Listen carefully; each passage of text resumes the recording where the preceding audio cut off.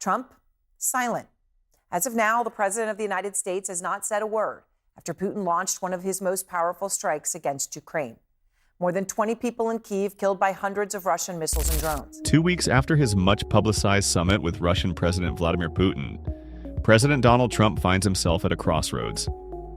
His promise to do what no leader before him could, end the bloody war in Ukraine, has hit a wall.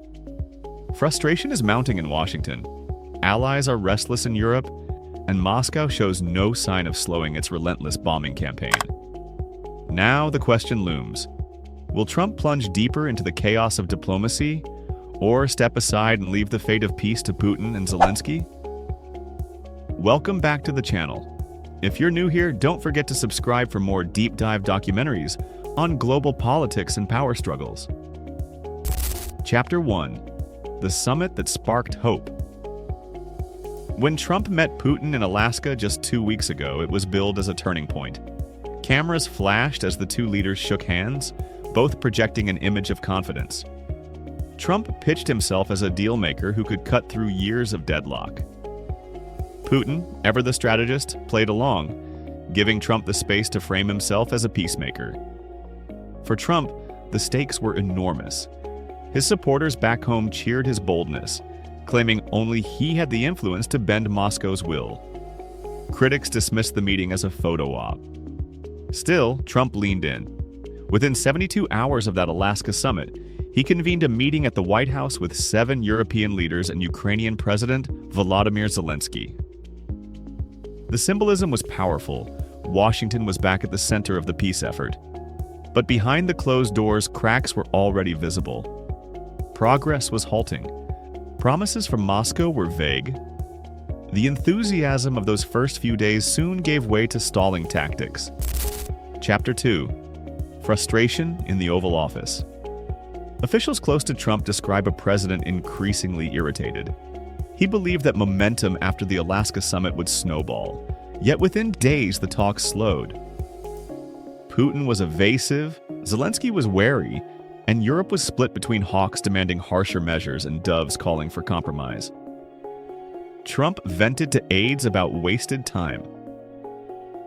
It's gotta be up to them. It takes 2 to tango, he quipped publicly when asked about whether Russia had committed to talks with Ukraine. It was a rare moment of restraint. Trump usually thrives on strong declarations. But insiders knew that silence often masked his private anger. Each morning, intelligence briefings brought grim updates, more strikes, more casualties, more destruction. The lack of progress weighed heavily, not just on his administration, but on his sense of personal reputation. Trump had promised results. Delivering nothing could be politically costly. Chapter 3. Putin's Relentless Campaign. Even as Trump hesitated, Putin pressed on. This week, Russia unleashed one of the deadliest attacks since the war began, killing at least 25 people, including 4 children. Residential buildings crumbled, smoke filled Ukrainian skies, and once again, the world condemned Moscow's brutality. European leaders were quick to summon Russian diplomats, voicing outrage as missiles struck EU-linked institutions and even British council buildings. Yet Putin remained unmoved. For him, every attack underscored the futility of Western pressure. He knew Trump disliked being outmaneuvered, but he also sensed an opportunity. If America was wavering, Russia could dictate the pace of events. Trump's own response was telling. While his press secretary Caroline Leavitt said the president was not happy but not surprised, Trump himself stayed unusually quiet. It was a silence that rattled allies. Was he recalibrating, or was he preparing to step back entirely? Chapter 4. The 2-week ultimatum. For months, Trump has toyed with deadlines. 2 weeks, as he often said, is all it would take to know if Russia is serious about peace. This time was no different. After the Alaska summit, he again pointed to a 2-week window, suggesting he would soon decide between 3 paths: massive sanctions, sweeping tariffs, or doing nothing at all. This 2-week doctrine is not new. Trump has used it in trade wars with China, in talks with North Korea, and even during domestic budget battles. It's a tactic designed to create urgency, but critics argue it often dissolves into empty threats. Allies worry the same could happen here. Deadlines come and go, with little to show but frustration. Yet Trump's style is not purely bluff.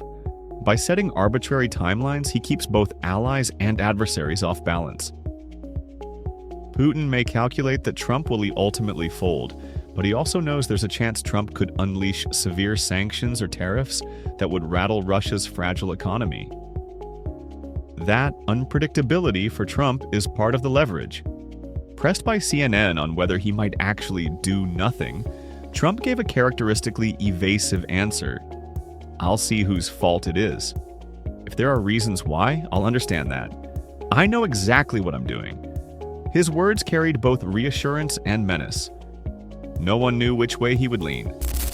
Chapter 5: Diplomacy Behind Closed Doors. While Trump weighed his options, his envoys pressed forward. Steve Witkoff, his foreign envoy, met Ukrainian officials in New York ahead of Kyiv's emergency UN Security Council session.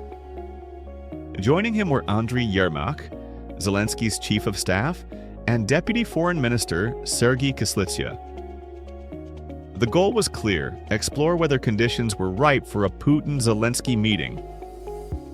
Simultaneously, Secretary of State Marco Rubio echoed the same message.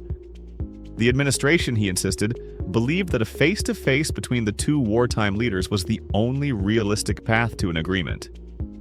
But arranging such a meeting was like threading a needle. Zelensky was open, Putin was dismissive, and Trump, hovering above it all, debated how much personal capital he should invest. Chapter 6: Weapons and Leverage. Diplomacy was not the only tool in Trump's arsenal. Just days before Witkoff's meeting, the administration approved an $825 million arms sale to Ukraine.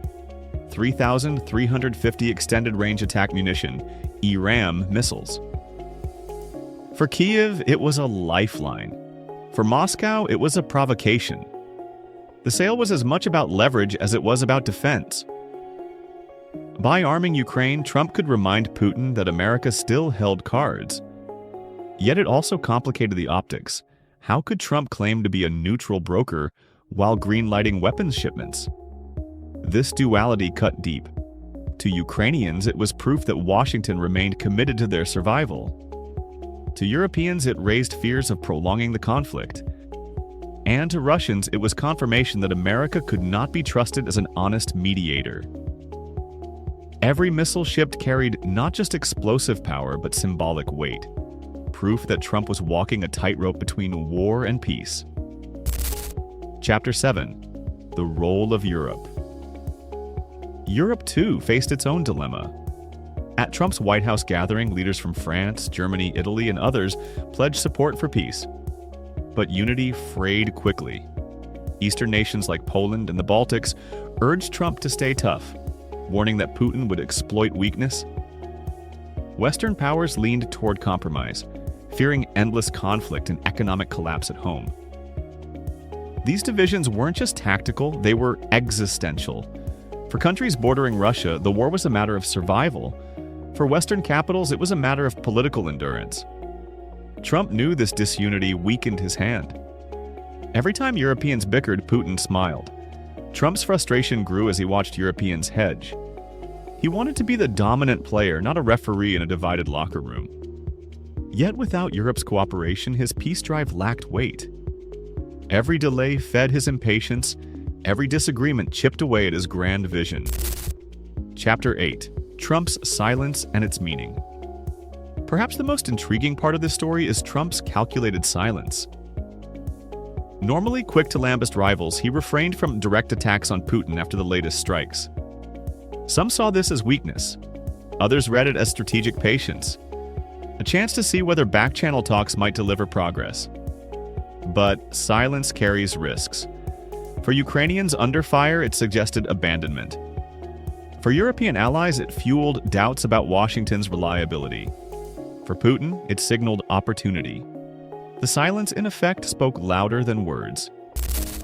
Chapter 9: The Image of a Dealmaker. Throughout his career, Trump has branded himself as the master negotiator.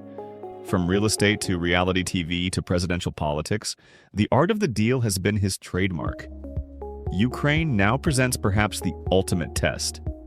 Can he bend two implacable adversaries toward compromise, or will the war outlast his patience? Supporters point to his rapid-fire diplomacy, claiming Trump made more progress in 2 weeks than Biden did in 3.5 years. The White House's Anna Kelly proudly repeated this line, portraying Trump as the only leader capable of breaking the deadlock.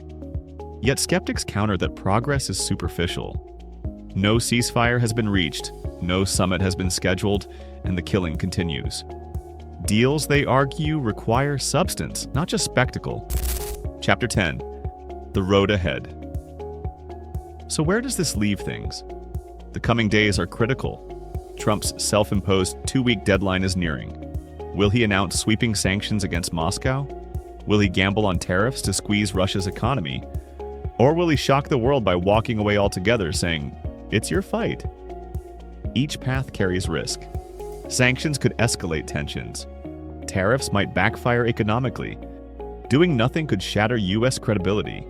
And pushing too hard for a Putin Zelensky meeting could backfire if either leader refuses. One thing is certain, the world is watching. Trump holds the potential to either accelerate peace talks or unravel them entirely. His decision will shape not just Ukraine's fate, but the balance of power between the West and Moscow for years to come. The war in Ukraine has already taken countless lives and reshaped global politics. Now, with Trump weighing whether to deepen his involvement or step back, the stakes have never been higher. Will he seize the moment and deliver on his promise of peace?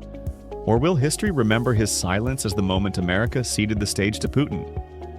Let us know what you think in the comments below. Don't forget to like, share, and subscribe to our channel for more in-depth analyses of global politics and power struggles.